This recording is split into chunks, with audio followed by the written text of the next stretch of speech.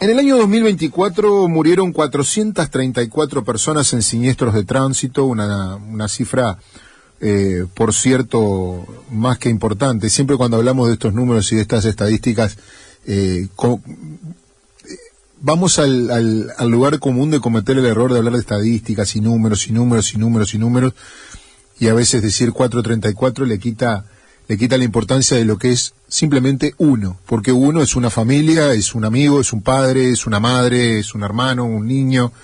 Cada número de estos 434 tenemos que entender que es el corte de algo tan preciado como la vida y un ser querido, seguramente en el tránsito, ¿no? Hubo un promedio diario de 75 personas lesionadas o fallecidas en siniestros de tránsito.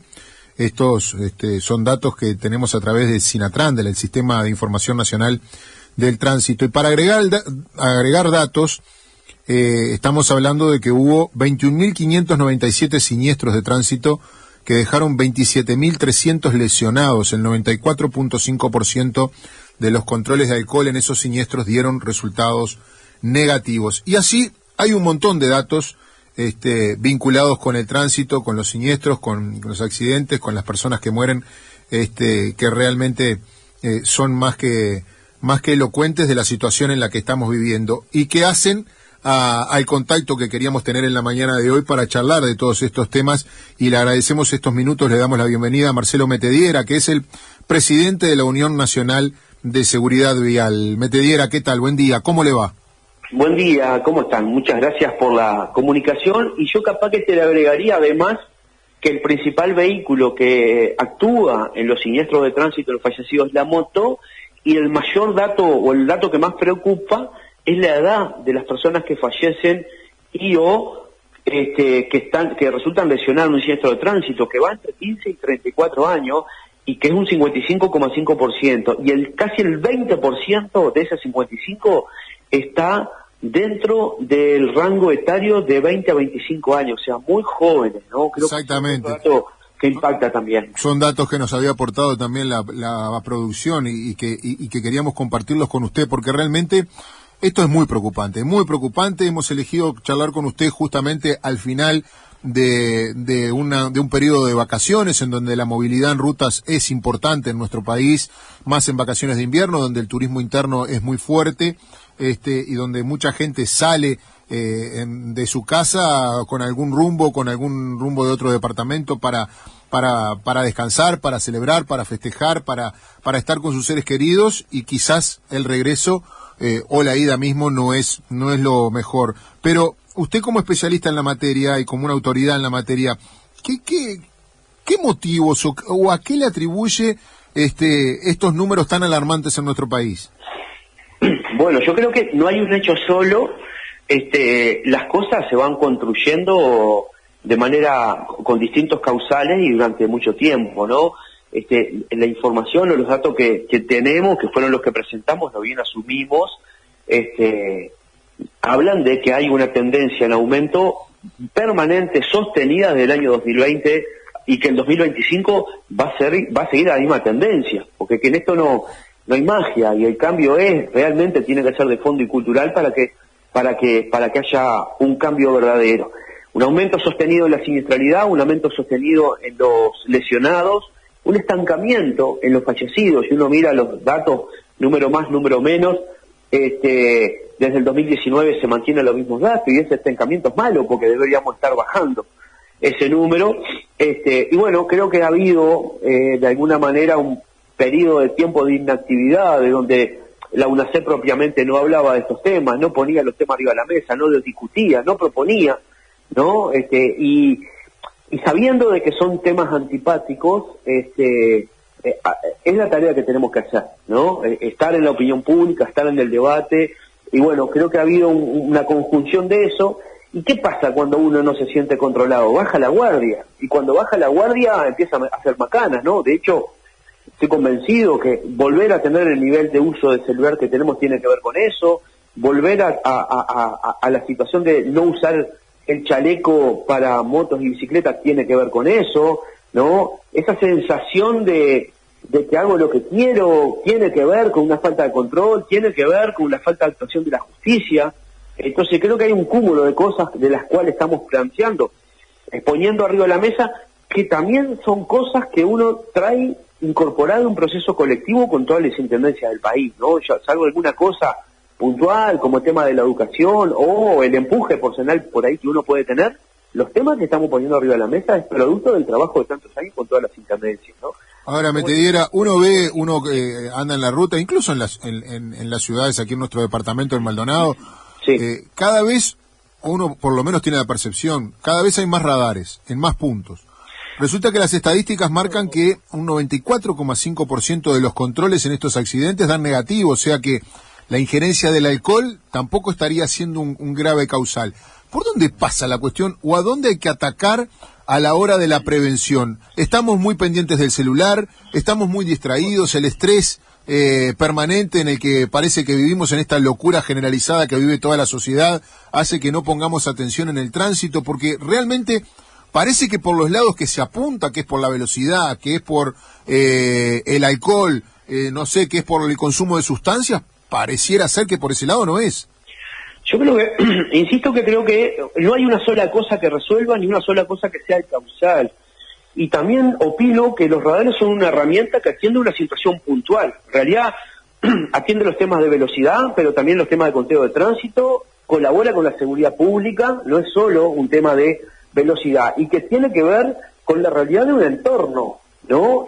Porque poner radares no implica que es la solución final, es una herramienta más sumado a las distintas acciones que se pueden tener, que puede ser de ingeniería de tránsito, que puede ser de fiscalización, que puede ser de un montón de cosas, ¿no? Y creo que es lo que tenemos que intentar actuar.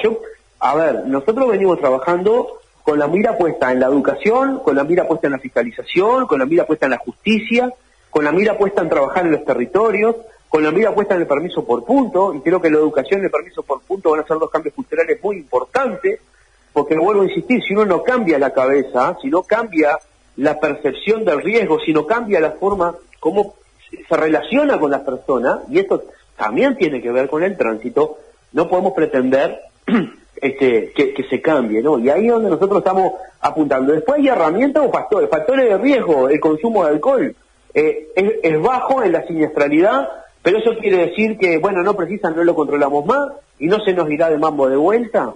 El uso del casco, un 80,4% de los siniestros de tránsito usaban casco. Es un número relativamente alto, pero hay que seguir trabajando porque el uso del casco, en los propios datos del país, los nuestros, fallecen el doble de las personas que se siniestran en moto si usaban casco o si no usaban casco, ¿no? El consumo de alcohol, la droga, yo vuelvo a insistir y agrego, y participar de picada, y cruzar el semáforo roja, y no tener permiso de conducir, por ejemplo. Todas esas cosas en conjunto son las que actúan. Estamos teniendo un problema, desde mi opinión, que tiene que ver con la globalidad, y si no lo abordamos de manera global, ninguna de estas soluciones, incluso que yo les estoy planteando, por sí sola resuelve, ¿no? Y en eso es lo que, permítanme quizás hacer un poco más de hincapié. Usted estuvo el otro día aquí, estuvimos justo unos minutos charlando ahí en la Asunción de Miguel Abella en Maldonado, y se lo planteo porque ahí pasó por nuestro departamento. Lógicamente que a alguien de su autoridad y de su conocimiento no necesita venir a Maldonado para ver los radares pedagógicos, pero sí por lo menos ahí, y evidentemente por una deformación profesional, usted va en el tránsito mirando absolutamente todo, observando todo y viendo los comportamientos. Nuestro departamento en ese sentido tiene un valor agregado con el radar pedagógico y eso debería pasar en todo el país, ¿o usted cree que el radar pedagógico no es necesario y sí tiene que estar el radar y con la señalización correcta para que quien va conduciendo lo respete? Yo creo que tenemos que analizar estas cosas parado del punto de partida que es el que corresponde.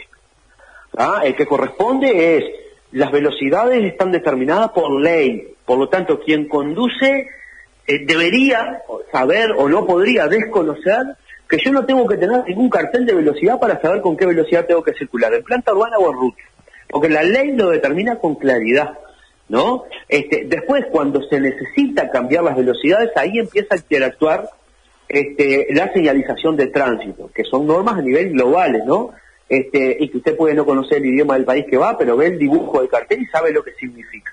Entonces, partiendo de esa base, ahí después hay que incorporar la realidad y en el lugar que estamos, porque no estamos lejísimos del lugar ideal.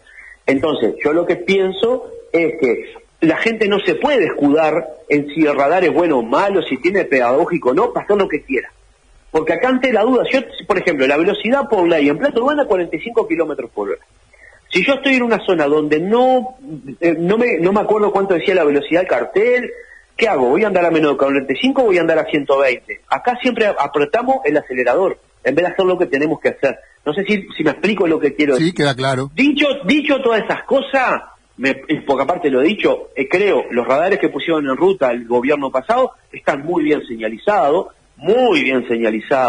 Creo que la experiencia que hizo Maldonado con los radares pedagógicos es una muy buena experiencia, pero no necesariamente quiere decir que eso haya que hacerlo, porque aparte con los radares pedagógicos toda la gente comete infracciones, o sea, los pedagógicos no resuelven el tema, no cortan de cuajo el tema, ¿no? Entonces, insisto, está buenísimo, me parece que es una buena herramienta que suma, y en la medida que se pueda llevar adelante, aporta. Miren, yo le pongo un ejemplo de algunos lugares que nos pasó en Canelones, donde vos decís, llego a una esquina, producto en su momento, los extranjeros que venían de Colonia pasaban por Canelones que iban hacia el este, y había 2 cuadras donde en la cuadra, en la esquina, vos tenías las preferencias por ley, pero aparte tenías el cartel de pare, y a mitad de cuadra había que poner otro cartel que indicaba que a 50 metros iba a haber un cuartel de pare, o sea, una locura. ¿Me explico lo que quiero decir?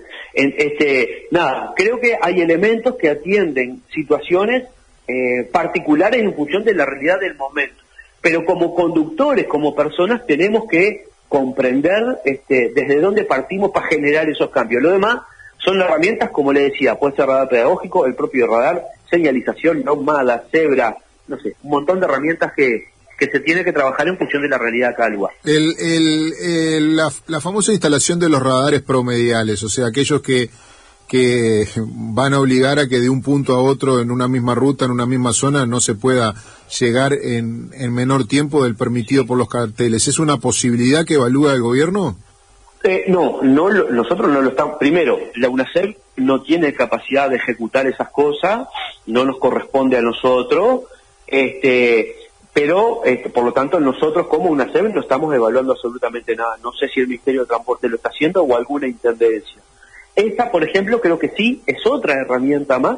Miren, en algún momento con el director de tránsito de Maldonado, que nos trabajamos juntos en el Congreso de Intendentes, le dimos forma al permiso por puntos, estuvimos en España con el antecedente trabajándolo y ahí conversamos de ese tema, cómo había encarado España el tema de la velocidad promedio. Y bueno, y tuvieron alguna dificultad legislativa y no lo terminaron aplicando, pero me parece que es una herramienta también que es posible analizarla, trabajarla en algunas situaciones, pero yo quiero hacer hincapié en esto. Para llevar adelante medidas de lo que sea, primero se tiene que construir colectivamente, se tiene que informar mucho a la gente y tiene que existir la cultura y la madurez suficiente para que se entienda, si no pasa a ser un problema. ¿Tiene la UNACEP detectadas a nivel nacional? Y si las tiene y hay alguna en esta zona del este del país, le pediría que me indique cuáles son zonas rojas, y cuando hablo de zonas rojas hablo de zonas donde los registros realmente de accidentes y de peligros en la ruta sean alarmantes a esta altura, y en los que haya que hacer más exhaustivos los controles, instalar radares, tomar algún tipo de intervención para evitar problemas. La UNACEP anterior, la dirección anterior, le envió un reporte que tengo y que no lo hemos trabajado aún porque definimos trabajarlo por otro lado, tampoco lo hemos conversado con el Ministerio de Transporte particularmente, un informe la UNACEP le presentó al Ministerio de Transporte cuáles eran los puntos rojos de su opinión para la instalación de los radares. Después que instaló el Ministerio de Transporte y Obras Públicas, no lo sabemos, ni nosotros, ni la dirección de la UNACEP que salió. Nosotros venimos trabajando con la información en general, estamos yendo a los territorios, no solo estamos aplicando los datos de la siniestralidad a nivel nacional, sino que estamos terminando de armar un informe para cada uno de los departamentos con la realidad de cada uno de los lugares, porque son disímiles, entonces yo no puedo hablar de la generalidad, los departamentos tienen jurisdicción nacional y jurisdicción departamental, y de repente la realidad de Punta del Este no es la misma que la de San Carlos, ¿no? Y se tiene que trabajar de manera distinta. Así que bueno, ahí trabajamos con la información, con una base estándar para que sea comparable y medible de la información a nivel nacional comparándola con la departamental. Muchas veces se habla que hay cuestiones que hacen a la vida de la sociedad misma, ¿no? Y cuestiones que están adquiridas por una sociedad y que se deben ir cambiando. Lógicamente, cuando se habla de esos cambios, la esponja para absorber todo lo bueno desde la educación, sin lugar a dudas, pasa por los niños y la educación primaria, secundaria, educar en tránsito. Sin embargo, los números, y usted mencionaba hace un rato las estadísticas, los números muestran que los accidentados son las franjas etarias más jóvenes que andan rondando ahí entre los 20 y los 24 años y que se supone que desde hace un tiempo se está insistiendo en estos temas de educación, pero los más jóvenes y no los más viejos son los que producen más accidentes y fundamentalmente también en la conducción de motos. ¿Algo está fallando también ahí o usted cree que todavía ese esfuerzo no se ha hecho? Yo creo que el esfuerzo no se ha hecho porque de hecho lo estamos hablando con secundaria para incluir los temas de tránsito de manera curricular en secundaria. Existen materias taller, en la cual la idea es que exista el taller de seguridad vial, que si logramos terminar de cerrar eso con secundaria, después hablaremos con el Congreso de Intendentes, que el objetivo que tenemos, quien apruebe esa materia, salga con el examen teórico aprobado para que cuando cumpla la edad pueda sacar el permiso de conducir. Que a mí no me interesa, en esencia, que sea para sacar el permiso de conducir. Lo que me interesa que justamente ese esa gurisa, sepa que existen normas de tránsito que tiene que cumplir, pero no solo como conductor, sino como ciclista o como peatón. También, y si mañana se va a mover en la vía pública, va a estar preparado de otra manera. ¿Me explico? Y entonces, hoy cuando le decimos a la gurizada que existen normas de tránsito, o como le decimos a cualquier persona que no va a sacar un permiso de conducir, que existen reglas de juego, no le decimos nunca en ningún lugar. No sé cómo podemos pedirle a alguien que cambie una actitud de algo que no conoce, ¿no? Por eso para nosotros es fundamental, hemos definido trabajar con las intendencias, lo que es primaria, con las escuelas de tránsito, secundaria incorporarlo como materia curricular y después trabajar con talleres que podemos hacer de la propia UNICEF, sea más temático, uso de casco, uso de chaleco, alcohol, prevención, manejo preventivo, en fin, una serie de capacitaciones que podemos llevar adelante. En cuanto al endurecimiento de penas, y hablo por ejemplo de la propuesta de Subía en referencia a las picadas, digo, ¿cuál es la posición de UNACEB al respecto? Nosotros yo estuve recorriendo y sigo recorriendo la UNACEB en conjunto a legisladores de todos los partidos políticos. También estuve reunido con Subía, con Salle, con Mariano Tucci, que es el coordinador del Frente Amplio, Ovaldía, Mauricio Viera del Partido Colorado, Pedro Gidonian del Partido Nacional. Ayer estuvimos reunidos con Sotelo del Partido Independiente, Perrone de Cabildo Abierto. Coordinamos una reunión que nunca me la confirmó, es el único partido que me está faltando tener reunión, y planteamos en qué proceso venimos, explicamos algunas cuestiones, y en términos de justicia, nosotros lo que estamos planteando es que la justicia no está actuando con las leyes de falta, que tiene que ver con los temas de tránsito. Entonces, cuando estuve reunido con Subía me presentó la propuesta que iba a hacer, yo le dije que no compartía lo que él estaba planteando, que primero teníamos que dar la posibilidad de que la justicia actúe con la ley de falta. Que la ley de falta implica, en los temas de tránsito, de que si la persona no usa casco, que es más por un tema de salud, pero si participa de picada, si excede la velocidad más del doble, si no tiene permiso de conducir, o si tiene más de 1,2 gramos de alcohol por litro de sangre, tiene que ir a la justicia. Y la justicia tiene que fallar de entre 7 y 30 días de trabajo comunitario, y eso no pasa. Entonces existe ley, existe juzgado y no se aplica a la justicia. Bueno, nosotros preferimos ir por ese camino, agotar esa instancia que también tiene que ver con el presupuesto nacional, para después sí quizás analizar alguna otra medida. Mencionó recién, y yo me lo guardé ahora, ¿no? El tema de las bicicletas, el tema de la gente que camina. Digo, porque el tránsito lo hace todo, no es solo ese vehículo que va a alta velocidad, quizás sí que es la preocupación mayor, ese automóvil o ese camión que quizás no circula por rutas nacionales con todos los recaudos o con todos las situaciones vinculadas con la seguridad en forma adecuada. Es un todo, ¿no? Nosotros observamos, por ejemplo, el comportamiento aquí en Maldonado, que hay un parque automotriz enorme, y también el parque de motos es realmente impresionante aquí en nuestro departamento. Son miles y miles y miles de motos que se incautan por año y que terminan en el cementerio de motos ahí, pero por cada una que se incauta parece que surgieran 3 o 4 más. El descontrol que a veces son los delivery. Son muchas cuestiones a las que me imagino en la UNACEP le pone el ojo para tratar de solucionar un tema que es general, ¿no? Sí, el ojo y el lomo. Nosotros acabamos de terminar una reunión con el Ministerio de Trabajo. Ahora, UNACEP, los deliveries, porque estamos trabajando en una comisión que no estaba funcionando vinculado a la seguridad y a la forma de trabajo y de conducción de los deliveries y las capacitaciones. También tuvimos una actividad que convoqué al Ministro del Interior, a Maldonado, Montevideo y Canelones, y vinieron los 3 intendentes, Antía, Zunino y Gabriela Garrido, para ver los temas de moto, y ahí hicimos un acuerdo que le presentamos al Congreso de Intendentes, que espero que lo tome en la primera sesión que empieza a funcionar, donde los 5 propusimos, firmamos algunas medidas vinculadas al tema de las motos, porque tenemos el tema de las motos es una realidad nacional, pero está concentrada en el área metropolitana y en Maldonado. Entonces tenemos que seguir trabajando juntos, más de lo que se hace, porque se hacen cosas, pero hay que buscar herramientas como, por ejemplo, que sea obligatorio que se empadrone un vehículo por web cuando se vende desde el propio comercio, porque si no la persona va a un supermercado, lo planteo así no de manera despectiva, sino para que se entienda, va a un supermercado, compra una moto, le dan la factura y se va, y no empadrona, y no tiene casco, y nadie le pide licencia de conducir, y no relacionás a una persona con ese vehículo, que después son las motos que andan en la calle andando como andan.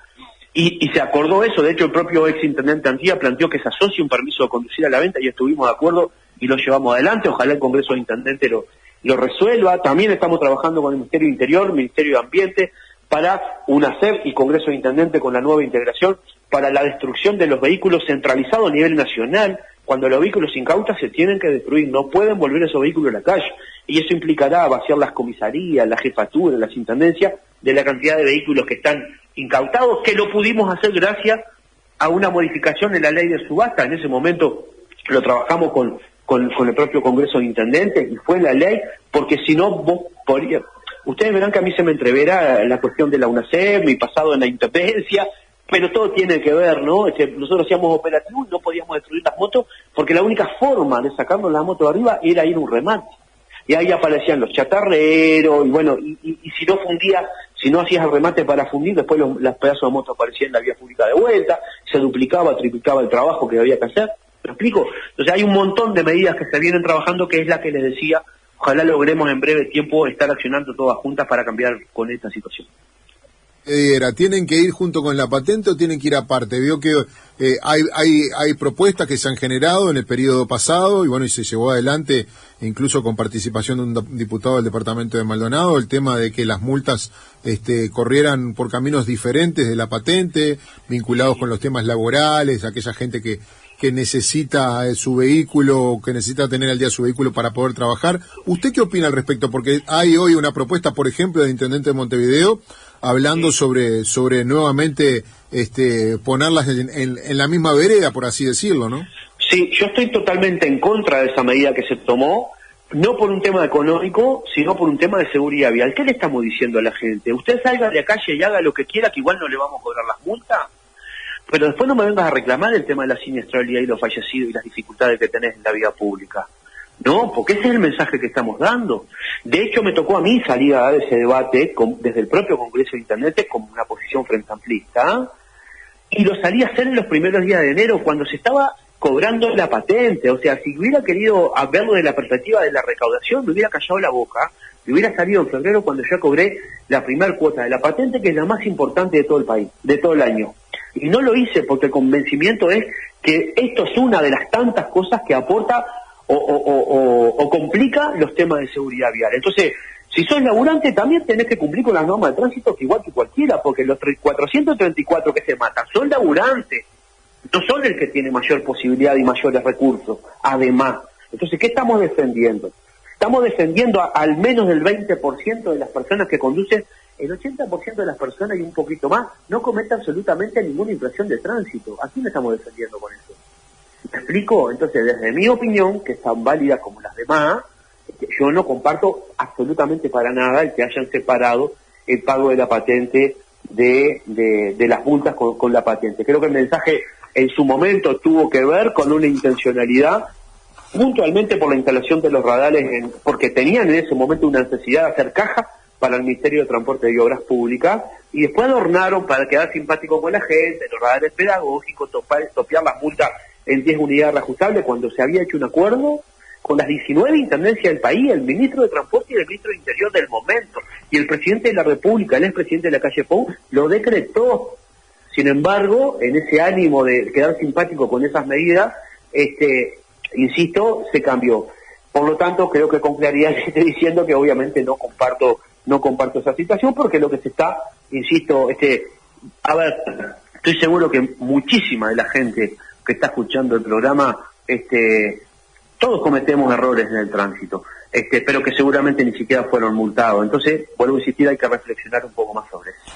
Aspiro a su realismo y pragmatismo, se le viene un lustro en la gestión, lo tiene por delante, y no pensando en el país ideal, ni en maravillas que a veces son imposibles de cumplir. Sí. ¿Cuáles serían esos objetivos palpables realmente que usted pretende llevar adelante, que va a trabajar para ellos en la gestión, y que quizás en 5 años pueda decir, bueno, pudimos con esto, pudimos mejorarlo, pudimos cambiar esta otra situación, con esto me voy conforme?